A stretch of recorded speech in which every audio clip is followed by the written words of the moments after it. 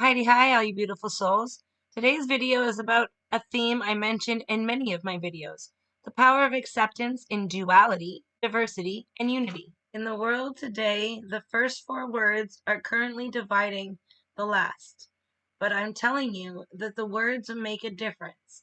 Let's start by what these words mean. Duality is an instance of opposition or contrast between two concepts or two aspects of something, the quality or condition of being with two opposing traits. This concept is outlined to us and basically understood in the yin yang symbol. I like to use the two-tone visual effect art because it shows the two sides from a whole picture with depth. Diversity is the state of having a variety or range of different things. The majority of the world is amalgamated. We no longer live confined to our homelands. Now more than ever, we can take advantage of having so many perspectives interacting together to uniformly grow using our unique abilities. The parable of the elephant and the blindfolded people show how important it is for us to unite to see the bigger picture. Alone, you only see one part. Together, we can address the elephant in the room. When we play up our diversity, we can fit all the pieces of the puzzle together.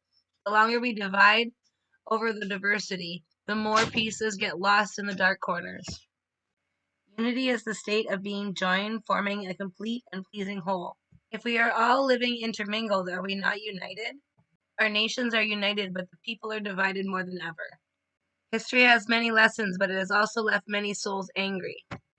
We will be united by finding love for each other. Once we are united by love, we can turn Earth's loving energy back on.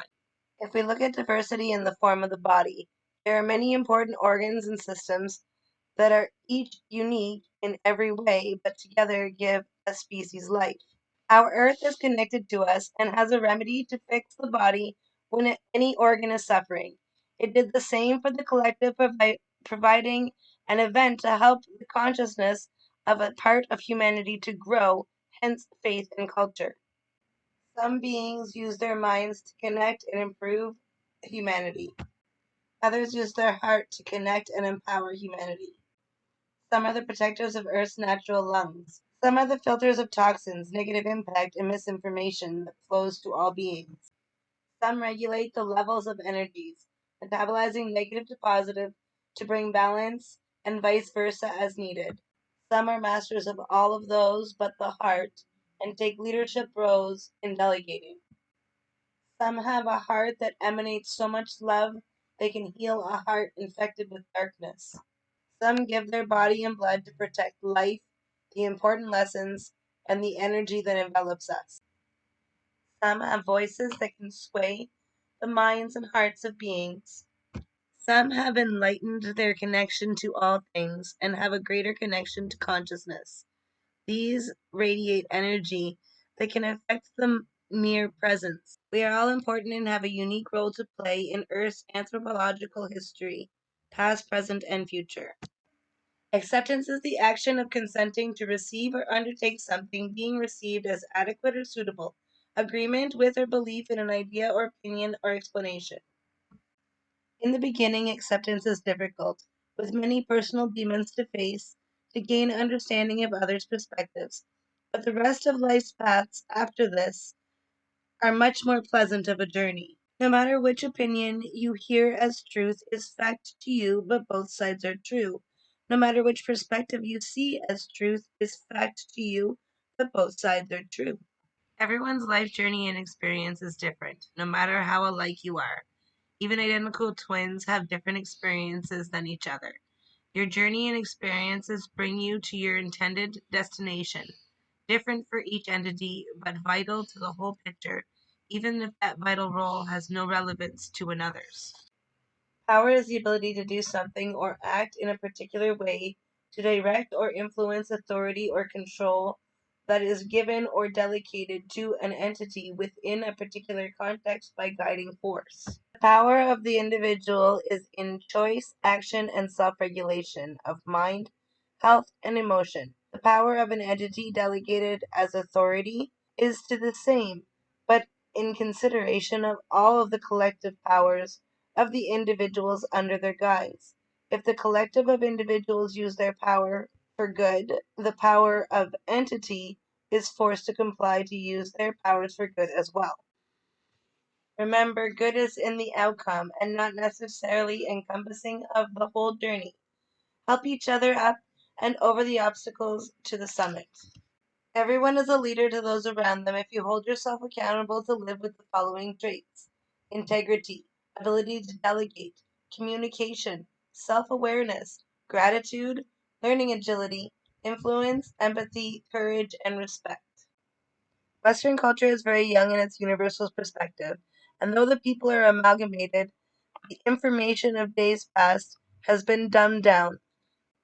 However, if you're attentive, you can pick up on these lessons hidden into our cultural appropriation, movies based on ancient history and sci-fi, literature, and it's wholly in the underlining text of our theological books once you remove the political alterations. Like the yin-yang, most Westerners take this to mean that humanity has some good and some bad people, and a few people from opposing sides that infiltrate the other. In my opinion, it's more like this picture.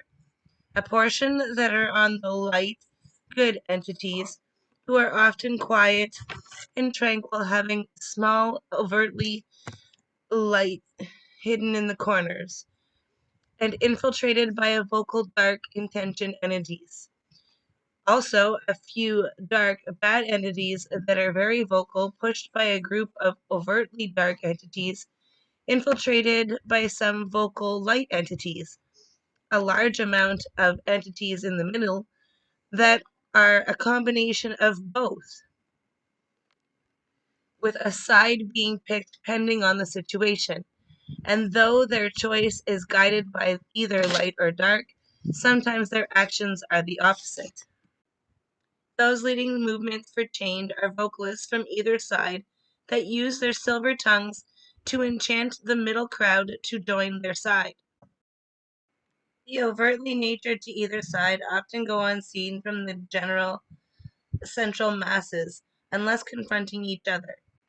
Those in the solid space of each side with no active role are mostly there from an event that imprisons them in their minds from the other side.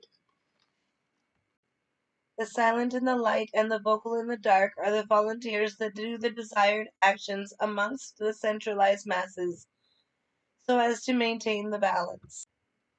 The generations in the central masses protect each other using the information available to them to help the next generation to grow as best they can. With all entities playing their part, things stay in balance, though they will temporarily wobble back and forth.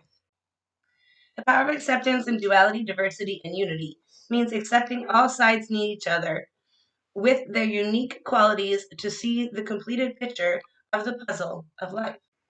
Acceptance of many perspectives and roles gives each individual entity the ability to ask why and what.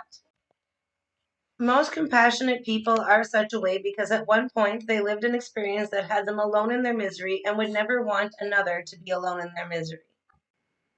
Protesters actively speak out mostly because they have witnessed a social injustice. A saint becomes saintly mostly because they took action in various forms to save humanity from something affecting the collective. Having something questioned or opposed should not be considered oppressive and defeating, but an opportunity to grow. When opposing opinions are discussed, a common ground can be found. Growing from common grounds, embracing diversity of thought allows development of humanity. Accepting duality is not to say, okay, I'm angry, now how do I get happy? It is to ask yourself why you are angry and how do you resolve the feeling to return to a state of happiness. It is conflict resolution. Often criticized for.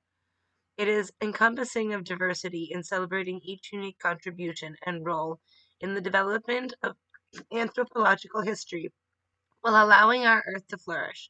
Many try to categorize my ideas with other extreme views. My views are not in line with the one world race theory, though it is possible on a path of amalgamated races through genetics alone. My views do not align with the one world order theory that is dangerous and likely to exclude the vast majority of individuals' unique strengths and abilities. My view is more that we all bleed red, live on Earth, and are descendants of our historical past. So why can we not work together to create a healthy future for our world?